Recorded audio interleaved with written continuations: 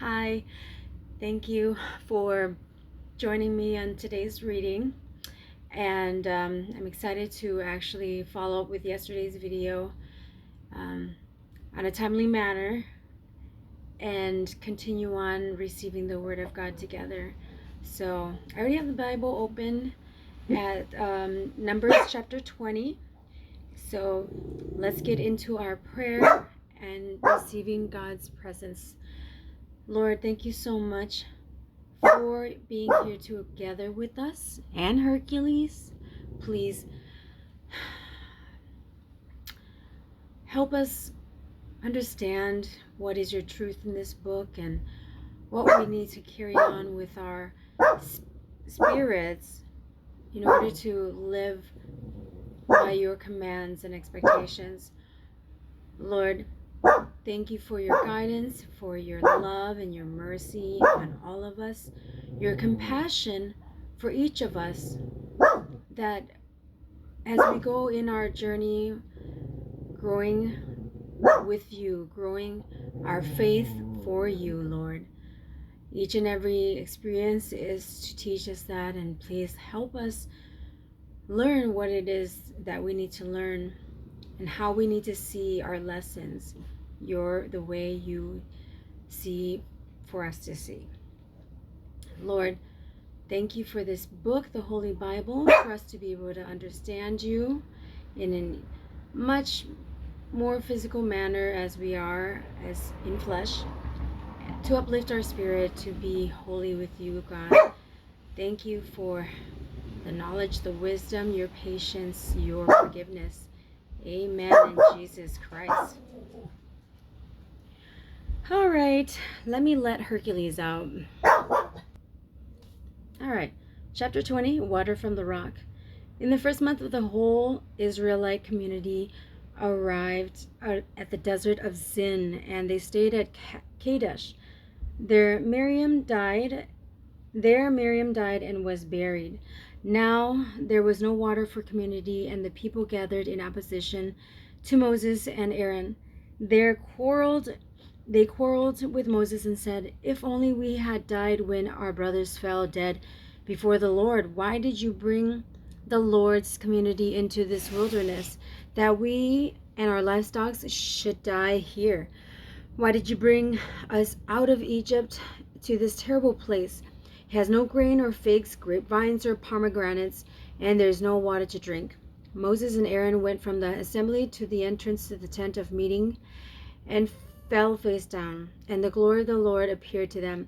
The Lord said to Moses, "Take the staff, and you and your brother Aaron gather the assembly together. Speak to that rock before their eyes, and it will pour out its water. You will bring water out of the rock for the community, so they and their livestock can drink." So Moses took the staff from the Lord's presence, just as he commanded him.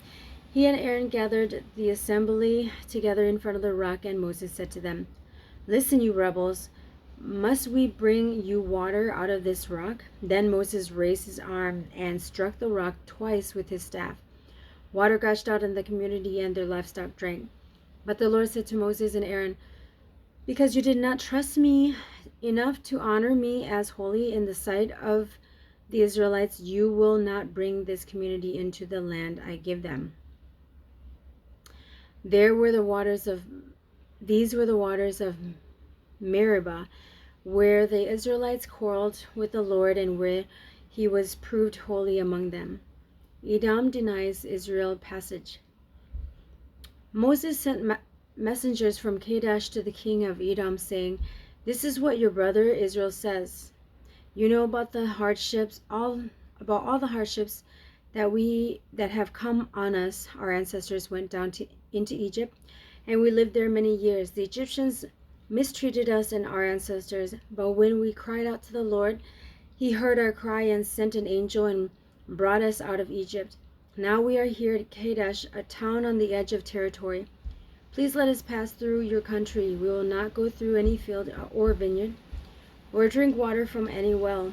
We will travel along the king's highway and not turn to the right or to the left until we have passed through your territory." But Edom answered, "You may not pass through here.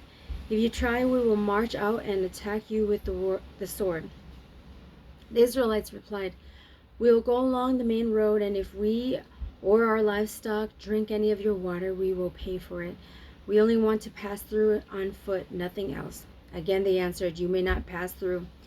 Then Edom came out against them with a large and powerful army. Since Edom refused to let them go through their territory, Israel turned away from them. The death of Aaron. The whole Israelite community set out from Kadesh, came to Mount Hor. At Mount Hor, near the border of Edom, the Lord said to Moses and Aaron, "Aaron will be gathered to his people. He will not enter the land I give the Israelites, because both you rebelled against my command at the waters of Meribah. Get Aaron and his son Eleazar and take them up Mount Hor. Remove Aaron's garments and put them on his son Eleazar, for Aaron will be gathered to his people. He will die there." Moses did as the Lord commanded. They went up Mount Hor in the sight of the whole community.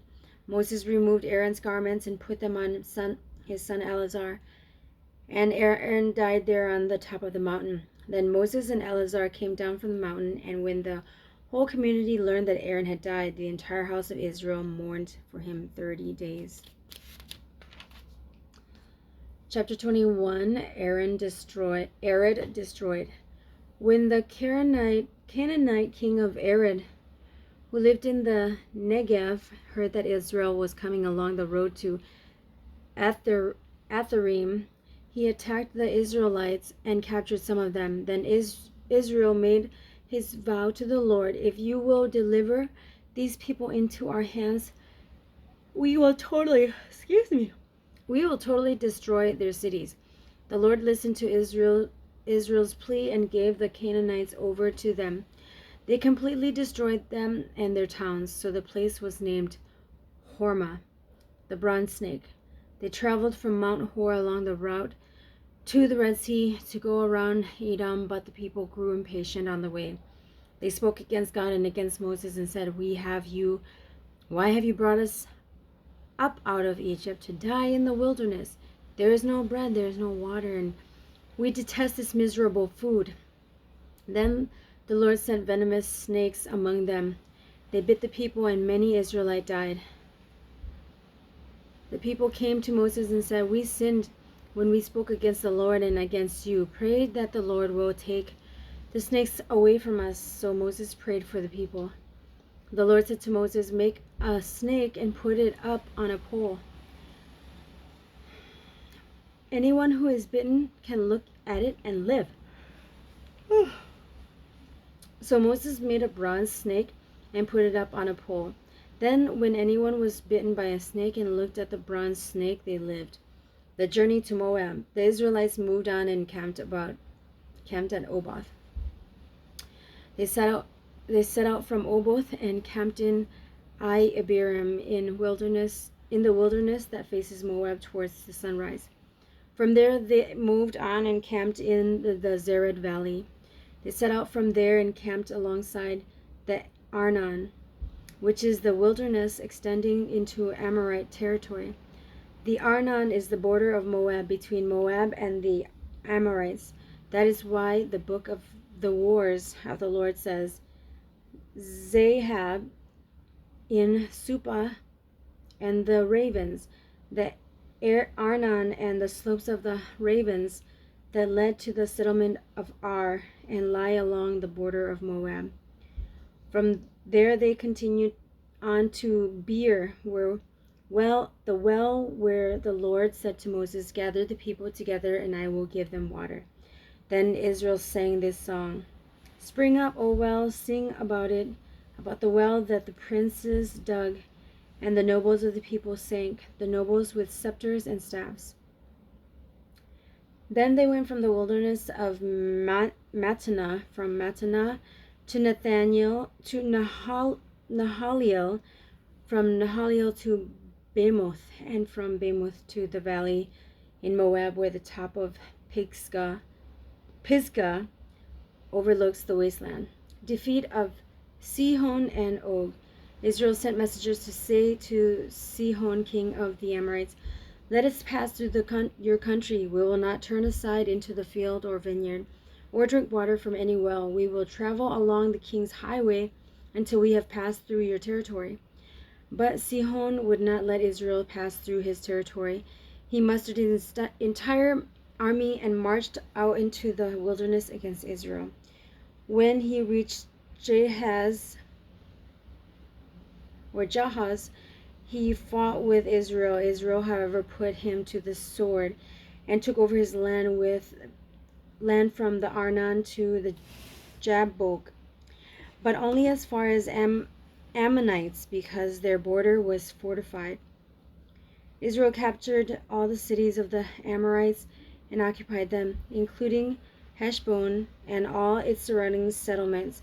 Heshbon was the city of Sihon, king of the Amorites, who had fought against the former king of Moab and had taken from him all his land as far as the Arnon. That was why the poet said, "Come to Heshbon and let it be rebuilt. Let Sihon's city be restored." Fire went out from Heshbon, a blaze from the city of Sihon. It consumed Ar of Moab, the citizens of Arnon's heights. "Woe to you, Moab! You are destroyed, people of Shemosh. He has given up his sons as fugitives and his daughters as captives to Sihon, king of the Amorites. But we have overthrown them. Heshbon's dominion has been destroyed. All the way to Dibon, we have demolished them as far as Nophah, which extends to Modiba." So Israel settled in the land of Amorites after Moses had sent spies to Jazer. The Israelites captured its surrounding settlements and drove out the Amorites who were there. Then they turned and went up along the road toward Bashan, and Og, king of Bashan, and his whole army marched out to meet them in the battle at Edrei. The Lord said to Moses, "Do not be afraid of him, for I have delivered him into your hands, along with his whole army and his land. Do to him what you did to Sihon, king of the Amorites, who reigned in Heshbon." So they struck him down together with his sons and his whole army, leaving them no survivors, and they took possession of his land. Balak summons Balaam, chapter 22. Then the Israelites traveled to the plains of Moab and camped along the Jordan across from Jericho. Now Balak, son of Zippor, saw all that Israel had done to the Amorites, and Moab was terrified because there were so many people. Indeed, Moab was filled with dread because of the Israelites. The Moabites said to the elders of Midian, "This horde is going to lick up everything around us, as an ox licks up the grass of the field." So Balak, son of Zippor, who was king of Moab at that time, sent messengers to summon Balaam, son of Beor, who was at Pethor, not near the Euphrates River, in his native land. Balak said, "A people has come out of Egypt. They cover the face of the land and have settled next to me. Now come and put a curse on these people, because they are too powerful for me. Perhaps then I will be able to defeat them and drive them out of the land. For I know that whoever you bless is blessed, and whoever you curse is cursed." The elders of Moab and Midian left, taking with them the fee of divination. When they came to Balaam, they told him what Balak had said. "Spend the night here," Balaam said to them, "and I will report back to you with the answer the Lord gives me." So the Moabite officials stayed with him. God came to Balaam and asked, "Who are these men with you?" Balaam said to God, "Balak, son of Zippor, king of Moab, sent me this message. A people that has come out of Egypt covers the face of the land. Now come and put a curse on them for me. Perhaps then I will be able to fight them and drive them away." But God said to Balaam, "Do not go with them. You must not put a curse on those people, because they are blessed." The next morning Balaam got up and said to Balak's officials, "Go back to your own country, for the Lord has refused to let me go with you." So the Moabite officials returned to Balak and said, "Balaam refused to come with us." Then Balak sent other officials more numerous and more distinguished than the first. They came to Balaam and said, "This is what Balak son of Zippor said. Do not let anything keep you from coming to me, because I will reward you handsomely and do whatever you say. Come and put a curse on these people for me." But Balaam answered them, "Even if Balak gave me all the silver and gold in his palace, I could not do anything great or small to go beyond the command of the Lord my God. Now spend the night here so that I can find out what else the Lord will tell me." That night God came to Balaam and said, "Since these men have come to summon you, go with them, but do not do what I tell you." Balaam's donkey. Balaam got up in the morning, saddled his donkey, and went with the Moabite officials. But God was very angry when he went, and the angel of the Lord stood in the road opposed him. Balaam was riding on his donkey, and his 2 servants were with him. When the donkey saw the angel of the Lord standing in the road with a drawn sword in his hand, it turned off the road into a field. Balaam beat it to get it back on the road. Then the angel of the Lord stood in a narrow path through the vineyards with walls on both sides. When the donkey saw the angel of the Lord, it pressed close to the wall, crushing Balaam's foot against it. So he beat the donkey again. Then the angel of the Lord moved on ahead and stood in a narrow place where there was no room to turn either to the right or to the left. When the donkey saw the angel of the Lord, it lay down under Balaam, and he was angry and beat it with his staff. Then the Lord opened the donkey's mouth and it said to Balaam, "What have I done to you to make you beat me these 3 times?" Balaam answered the donkey, "You have made a fool of me.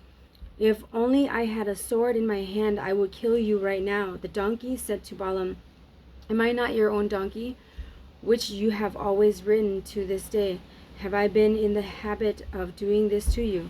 "No," he said. Then the Lord opened Balaam's eyes, and he saw the angel of the Lord standing in the road with his sword drawn. So he bowed low and fell face down. The angel of the Lord asked him, Why have you beaten your donkey these 3 times?" "I have come here to oppose you because your path is a reckless one before me. The donkey saw me and turned away from me these 3 times. If it had not turned away, I would certainly have killed you by now, but I would have spared it." Balaam said to the angel of the Lord, "I have sinned. I did not realize that you were standing in the road to oppose me. Now if you are displeased, I will go back." The angel of the Lord said to Balaam, "Go with the men, but speak only what I tell you." So Balaam went with Balak's officials. When Balak heard that Balaam was coming, he went out to meet him at the Moabite town on the Arnon border at the edge of his territory. Balak said to Balaam, "Did I not send you an urgent summons? Why did you come to me? Am I really not able to reward you?" "Well, I have come to you now," Balaam replied, "but I can't say whatever I please. I must speak only what God puts in my mouth." Then Balaam went with Balak to Kiriath Huzoth. Balak sacrificed cattle and sheep and gave some to Balaam and the officials who were with him. The next morning Balak took Balaam up to Bomath Baal, and from there he could see the outskirts of the Israelite camp. So we'll end it there. 3 chapters, 20 to 22, and we thank God again for this lesson from the Holy Bible, and I pray that I will be able to allow His truth to set into my spirit and let it be holy. And I pray that for God's work upon each and every one of us, and we thank Him as well. So we will see each other again next time. Good night.